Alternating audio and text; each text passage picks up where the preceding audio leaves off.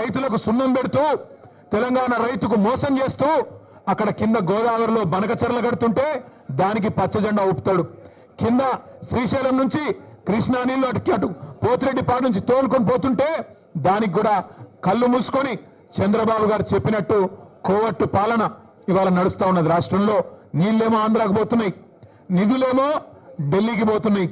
ఈ నియామకాలు ఆయన తొత్తులు కొంతమందికి ఇచ్చుకొని వాళ్ళనే చూసుకొని మురిసిపోతా ఉన్నాడు. నేను అడిగిన ఒక కాంగ్రెస్ నాయకుడు ఫోన్ చేసిండు, ఎందుకన్నా ఇదంతా అని. నేను అడిగినా, మరి మీ ముఖ్యమంత్రి పిలిచిండు కదా, ఎక్కడ పోయిండు అన్న ఢిల్లీకి పోయిండు అన్నాడు. ఎందుకు పోయిండు, ఏమిటి పోయిండు అని నేనన్నా. ఎరువుల బస్తాల కోసం పోయిండు అన్నాడు. ఎరువుల బస్తాల కోసం పోయిండట. ఎట్లుందంటే ఇది వెనకటికెవడో తాటి చెట్టు ఎక్కిండట. ఎందుకు ఎక్కినవా తాటి చెట్టు అంటే దూడకు గడ్డి కోసం ఎక్కిన అన్నాడట. రేవంత్ రెడ్డి ఎరువుల బస్తాల కోసం పోయినట్టు ఎవరైనా నమ్ముతారా రాష్ట్రంలో? రేవంత్ రెడ్డి ఏ బస్తాలు తీసుకొని పోయిండో ఢిల్లీకి అందరికీ తెలుసు. రేవంత్ రెడ్డి వాళ్ళ ఢిల్లీ భాషలకు, కేంద్రంలో ఉండే పెద్దలకు ఏ బస్తాలు మోస్తాడో, ఏ బస్తాలు మోసి ఇవాళ ఆ పదవి కాపాడుకుంటున్నాడో రాష్ట్రంలో చిన్నపిల్లలకు కూడా తెలుసు.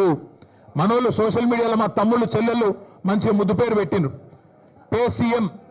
పేసీఎం అంటే పేమెంట్ కోటాలో తెచ్చుకున్న సీఎం పదవిని ఎప్పటికప్పుడు పేమెంట్లు ఇచ్చుకుంటూ కాపాడుకునే బాపత్ తప్ప నీకు రాష్ట్రంలో రైతుల మీద ప్రేమ లేదు, రాష్ట్రంలో గిరిజనుల మీద ప్రేమ లేదు, దళితుల మీద ప్రేమ లేదు, 42% రిజర్వేషన్ ఇస్తానని నువ్వు మోసం చేసిన బలహీన వర్గాల బిడ్డల మీద ప్రేమ లేదు, 2500 రూపాయలు ఇస్తానని నువ్వు మోసం చేసిన ఆడబిడ్డల మీద కనీస గౌరవం లేదు. ఇట్లా చెప్పుకుంటూ పోతే ఒక్కటంటే ఒక్క విషయంలో కూడా ఈ ముఖ్యమంత్రి గారు ఇప్పటివరకు సఫలం కాలేదు.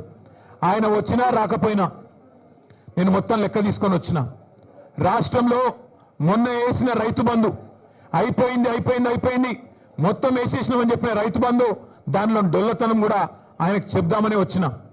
స్వయంగా రేవంత్ రెడ్డి నియోజకవర్గం కొడంగల్లో, స్వయంగా ముఖ్యమంత్రి ప్రాతినిధ్యం వహిస్తున్న కొడంగల్ నియోజకవర్గంలో ఇగో రైతు బంధు రాని రైతుల సంఖ్య, మొన్న వేసిన రైతు బంధు 670 మంది రైతుల పేర్లు, వివరాలు, అడ్రస్లు, ఫోన్ నంబర్లతో సహా తీసుకొని మరీ వచ్చిన. అట్లే రాష్ట్రంలో రుణమాఫీ కాని రైతుల జాబితా, లక్షల సంఖ్యలో ఉన్నవారు వారందరి జాబితా కూడా తీసుకొని వచ్చినాం. అట్లాగే ఈ రాష్ట్రంలో ఈ ప్రభుత్వం వచ్చిన తర్వాత, రేవంత్ రెడ్డి గారి ప్రభుత్వం వచ్చిన తర్వాత మరణించిన, బలవన్ మరణాలకు పాల్పడ్డ 600 మంది రైతుల లిస్టుతో సహా తీసుకొని వచ్చినాం. అట్లాగే ఈ రాష్ట్రంలో బోనస్ రాక పంటలు అమ్ముకునే దిక్కులేక, ప్రభుత్వం కొనక మిల్లర్లకు అమ్ముకొని నష్టపోయిన రైతుల జాబితా కూడా మీరు ఏమంటే ఇవ్వడానికి సిద్ధంగా ఉన్నాం. ఇవాళ రాష్ట్రంలో ఎరువుల కొరత రైతులను సతమతం చేస్తున్నది. ఒక ఆధార్ కార్డు మీద ఒకటే ఎరువు బస్తా, ఒకటే యూరియా బస్తా ఇస్తామంటే ఇలా రైతులు మళ్ళా లైన్లు కట్టి చెప్పులు క్యూలో పెట్టి ఎదురు చూస్తా ఉన్నారు ఫర్టిలైజర్ దుకాణాల ముంగట. రేవంత్ రెడ్డి అధికారంలోకి వచ్చే ముందు ఒక పాటను తయారు చేసి దేశం మీదకి వదిలిను. మళ్ళీ ఆనాటి రోజులు తీసుకొస్తామని చెప్పాను. నిజంగానే ఆనాటి రోజులు తెచ్చిండ్రు. ఆనాటి రోజులు కరెంటు కోతల రోజులు, మళ్ళీ ట్రాన్స్ఫార్మర్ల పేలిపోయే రోజులు, ఆనాటి రోజులు ఎరువుల కోసం, విత్తనాల కోసం లైన్లలో నిలబడే రోజులు మళ్ళీ కాంగ్రెస్ ప్రభుత్వం తీసుకొని వచ్చింది. ఇందిరమ్మ రాజ్యం అంటే సంక్షేమ రాజ్యం వస్తుందేమో అనుకున్నారు ప్రజలు. కానీ ఇందిరమ్మ రాజ్యం అంటే అక్రమ కేసులు, ఇందిరమ్మ రాజ్యం అంటే అణిచివేతలు, ఇందిరమ్మ రాజ్యం అంటే నిర్బంధాలు, ఆనాడు 50 ఏళ్ల కింద విధించిన ఎమర్జెన్సీని మళ్ళీ తలపించే విధంగా ఇందిరమ్మ రాజ్యం అంటేనే భయమయ్యేటట్టు ఇలా మళ్ళొక్కసారి పేదల మీద, గిరిజనుల మీద, దళితుల మీద దాడులు చేస్తూ చివరికి సోషల్ మీడియాలో ఒక పోస్ట్ పెడితే, రీట్వీట్ పెడితే నల్లబాలు అనే ఒక బలహీన వర్గాల తమ్ముడు శశిధర్ గౌడ్, పిల్లగాని పేరు, ఆయన తీసుకుపోయి ఇలా జైల్లో పెట్టిండ్రు. అందుకే ఇందిరమ్మ రాజ్యం అంటే ఏందో ప్రజలకు అర్థమైంది, ఆనాటి రోజులు అంటే ఏందో అర్థమైంది, మార్పు అంటే ఏందో అర్థమైంది, అన్ని విషయాలు అర్థమైనాయి. కాబట్టే కర్రుగాల్చి వాత పెట్టడానికి రేవంత్ రెడ్డి గారికి రాష్ట్ర ప్రజలు సిద్ధంగా ఉన్నారు. మీ అందరితో, ప్రెస్ మిత్రులతో కూడా వారికి నేను ధన్యవాదాలు చెప్తా ఉన్నా. ప్రెస్ క్లబ్ మా శ్రీనివాస్ గౌడ్ సాబ్ ఫోన్ చేసి ఇట్లా చర్చ ఉన్నది, మరి మాకు అవకాశం ఇవ్వండి అంటే వెంటనే వారు అవకాశం ఇచ్చినందుకు వారికి కూడా ధన్యవాదాలు.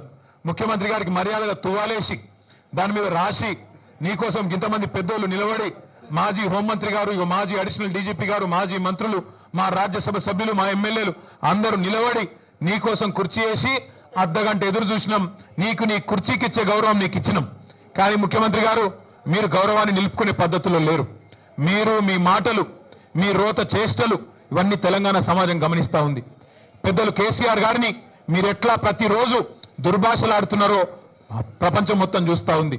ఒకటి మాత్రం వాస్తవం, నువ్వు 4 రోజులు మోసాలు చేసి తప్పించుకోవచ్చు గాక, 4 రోజులు ఇట్లనే డైలాగులు కొట్టి తొడగొట్టి గతంలో తప్పించుకున్నట్టే తప్పించుకోవచ్చు గాక. ఆయన ముఖ్యమంత్రి గారికి సవాల్ చేసుడు పారిపోడు కొత్తేం కాదు. మీకు యాదికుండాలే, 2018లో ఇదే సిపాయి డైలాగులు కొట్టిండు. కొడంగల్లో నేను ఓడిపోతే రాజకీయ సన్యాసం చేస్తా అన్నాడు. 2018లో ఓడిపోయిండు మా పట్నం నరేందర్ రెడ్డి గారి చేతిలో. ఓడిపోయిన తెల్లారో మర్నాడో సిగ్గు తప్పి మాట తప్పి మళ్ళీ పార్లమెంట్ ఎన్నికల్లో తగుదునమ్మా అని మళ్ళా నిలబడ్డాడు. అంతకుముందు కొట్టిండు డైలాగ్ 2015లో జిహెచ్ఎంసీలో కనుక టీఆర్ఎస్ సొంతంగా గెలిస్తే నేను రాజకీయ సన్యాసం తీసుకుంటా అన్నాడు. మళ్ళా అప్పుడు కూడా మాట తప్పిండు. ఇవాళ కూడా తొడగొట్టిండు, సవాల్ చేసిండు. రైతుల మీద, యువత మీద ఎప్పుడు వస్తావో రా, కేసీఆర్ వస్తాడా, కేటీఆర్ వస్తాడా, రండి అన్నాడు. మరి నువ్వు రా రా రా అంటే నేను వచ్చిన, నువ్వేమో పత్తలేవు. రైతు బంధు మీద చర్చ అన్నావు, అదేవిధంగా రైతు శ్రేయస్సు మీద చర్చ అన్నావు, యువతకు ఇచ్చిన ఉద్యోగాల మీద చర్చ అన్నావు. అన్నిటికీ మేము సిద్ధంగానే ఉన్నాం.